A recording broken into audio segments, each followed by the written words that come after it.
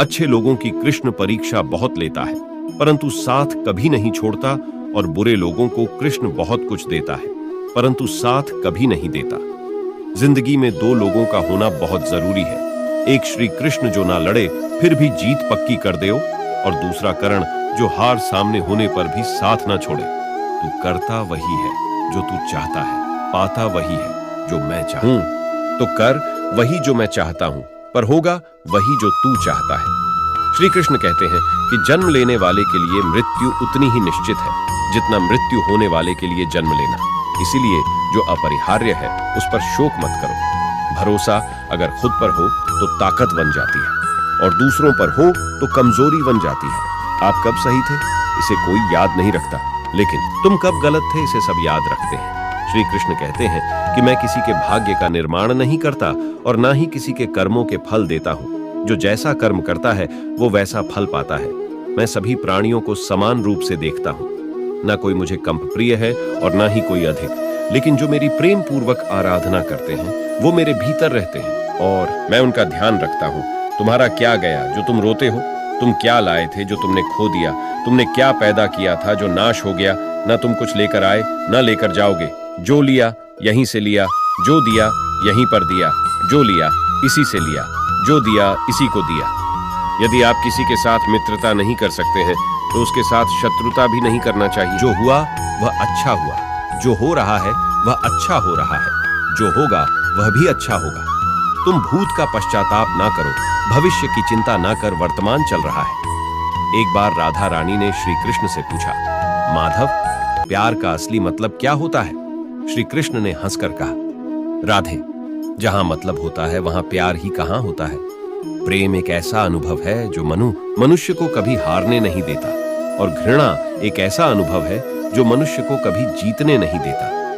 श्री कृष्ण कहते हैं कि जिस व्यक्ति को आपके कद्र नहीं, उसके साथ खड़े रहने से अच्छा है आप अकेले रहें। प्यार और तकदीर कभी साथ नहीं चलते, क्योंकि जो तकदीर में होते हैं उनसे कभी प्यार नहीं होता, और जिससे हमें प्यार हो जाता है वह तकदीर में नहीं होता।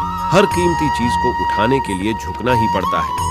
माँ और पिता का आशीर्वाद भी इनमें से एक है। अगर व्यक्ति शिक्षा से पहले संसार, व्यापार से पहले व्यवहार और भगवान से पहले माता पिता को पहचान ले तो जिंदगी में कभी कोई कठिनाई नहीं आएगी। स्वार्थ से रिश्ते बनाने की कितनी भी कोशिश करें वो कभी नहीं बनते हैं, और प्रेम से बने रिश्तों को कितना भी तोड़ने की कोशिश करो वो कभी नहीं टूटते।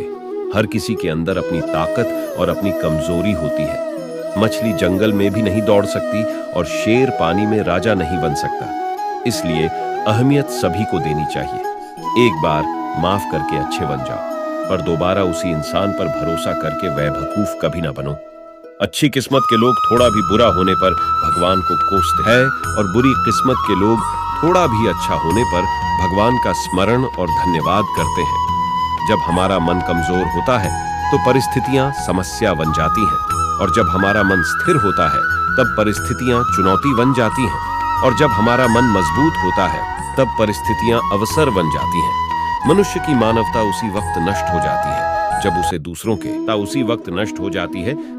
दूसरों के दुखों पर हंसी आने लगती है।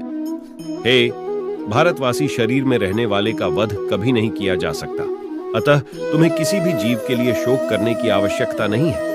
समय यही सिखाता है कि जिंदगी किसी का इंतजार नहीं करती और ना ही किसी के लिए रुक सकती है। जिंदगी खेलती भी उसी के साथ है। जो खिलाड़ी बेहतरीन होता है, दर्द सबके एक जैसे हैं, मगर हौसले सबके अलग अलग हैं। कोई हताश होकर बिखर जाता है तो कोई संघर्ष करके निखर जाता है।